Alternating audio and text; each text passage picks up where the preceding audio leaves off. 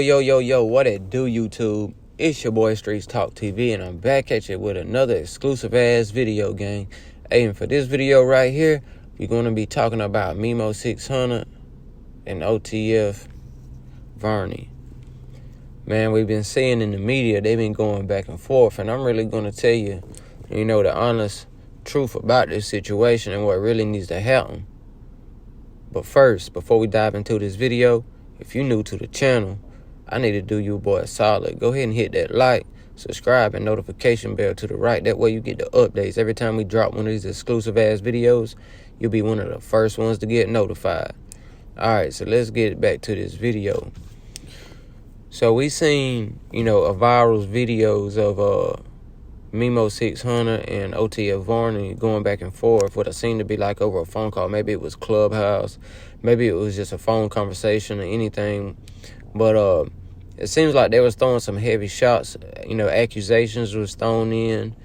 And basically, OTF Varney was coming at Memo 600 saying, man, you saying I'm a snake. You going on the internet saying I'm a snake, trying to assassinate my character, trying to say I snitched.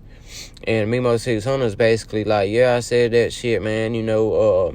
That's the problem with everybody. Everybody hold their tongue. Everybody's scared to say, what they really be thinking and what they be feeling. But he said, I ain't like that. I'm going to speak up. And basically Varney like, man, I like you, Memo. He said, the reason why you ain't dead yet basically is because, we had to talk. And I said, spare you. Basically, that's what the words meant. If you listen to the audio, you can listen to it on my page. Basically, OTF Varney is making a statement that they all sat down whenever they was having that beef here a while back when Memo 600, was going crazy with Shark on Land and all that shit, man. They basically had a meeting, is what it sounds like to me, about Memo. Whether or not they should knock him off, being honest with you. And according to Varney, the reason why they didn't is because he vouched for him and said, I like Memo. Let's just let him slide. We know he crazy. Blase, but we ain't gonna fuck with him. So basically on that audio, that's what he telling Memo. Like, Memo, man, you saying all this crazy shit, man, and I'm the reason why you still alive. Everybody else wanted to go ahead and knock you off and shit, man. And I'm just like, damn. So, you know what it is? When a man's probably, when they dealing with stuff like that, man, they either got something on you, or you in there with them, or they holding something over your head. It's never really, it's like extortion. You know what I'm saying? What these two need to do before it really gets out of hand, man, because according to that video, what it sounds like to me, it sounds like it's going down a bad path. And what it sounds like to me is Varney got his feelings hurt, because he felt like Memo talking that shit. He's like, man, why couldn't you call me on my phone and tell me I'm a snake instead of getting on the internet trying to assassinate my character? Because Varney's got this mystique about him that he's, this OTF king leader in the shadows that orders hits on people and, gets them slumped. Well, I ain't going to say too much about that, but that's his mystique.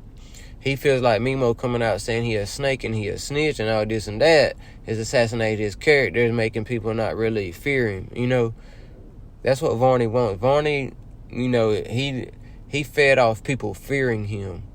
And now he's in a wheelchair, he takes that shit to the heart. You get what I'm saying? You got to put yourself in his position. Varney's probably thinking like, man, motherfucker, man, if I was on the wheelchair, man, this shit'd be different. Memo's like, man, motherfucker, ain't nobody scared of you.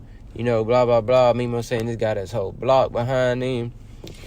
They say, Memo, your whole block dead. Throwing the 6 on the Steve Drive. There's a lot of back and forth, man. A lot of back and forth, a lot of pride, a lot of feelings being hurt and shit, man. And them guys just need to squash it before something really bad happens, before somebody actually loses their life.